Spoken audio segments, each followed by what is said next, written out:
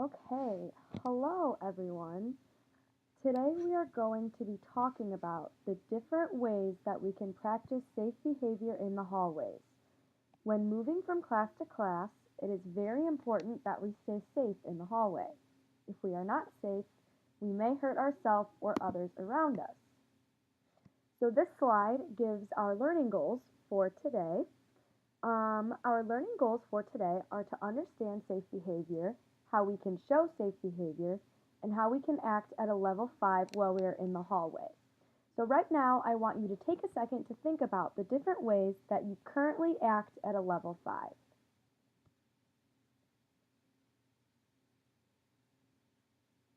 Hopefully, you thought about things like the way that you treat your peers, how you respond to teachers, and how you take care of things while you're in school, such as maybe some posters hanging in the hallway, or your homework, or textbooks, things like that.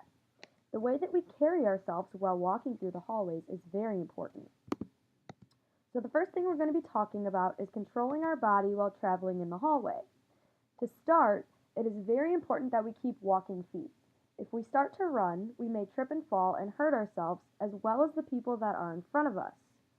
While we are walking, we also need to make sure that our hands are at our side and to ourselves at all times. If we are touching others around us, we are not keeping our body safe in the hallway. As our feet are walking and our hands are at our sides, our eyes also need to be forward. If our eyes are roaming around the hall, we may run into something or someone as we are trying to get to our next destination. Finally, please remember not to cram the door all at once. You should be standing in a straight line, not pushing through the people in front of you. So look at the picture and remember that next time we walk through the hallway, that's how I want you guys to walk, with your face forward and your hands at your side. So right now, as I'm talking, I want you guys to notice the way that all of these students are lined up behind their teacher. So the next thing we're going to talk about is our line in the hallway. First, it is important that we keep our place in line.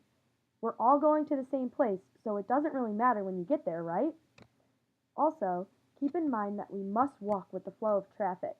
This is an important thing to think about when you're trying to be at a level 5. You guys are in 5th grade. If you see a line of people coming at you, wait for them to pass, or just move to the other side of the hall and keep your line that way. Lastly, in order to keep things safe, once the line has started moving, please keep it going. Do not stop in the middle of the hallway, as you will hold up your friends and possibly other classes behind you. If we're walking as a group and someone stops right in the middle, we're going to create a big bumper car effect and someone's going to end up getting hurt. Now I know that all of you have heard this 1,000 times, but right now, the last thing we're going to talk about is our voices in the hallway. As we are traveling, we need to make sure that our voices are off. If we are talking, we may end up distracting our friends in other classes and disrupt their learning time. Our voices have to do with respect, and when in the hallway, you need to remember to respect all teachers. If another teacher asks you to do something in the hallway, give them the same respect that you give me and do as they ask. With that, please remember to use your manners. This is another time that you can think about acting at a level 5. If you see someone behind you, simply hold the door open for them.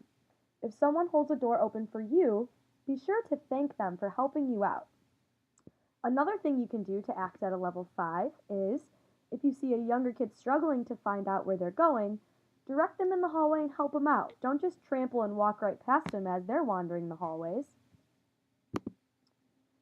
So now we're going to start practicing the do's and don'ts of traveling the halls. But before we do this, I would like for you to say the Oakland Owl in your head as I say it out loud. Oakland Owls are respectful. We are responsible. We are safe. We give a hoot. So now, remember the oath that you cite every morning before school starts as you are making your way around the school. I know you guys can do this, so let's make sure that everyone is safe in the hallway.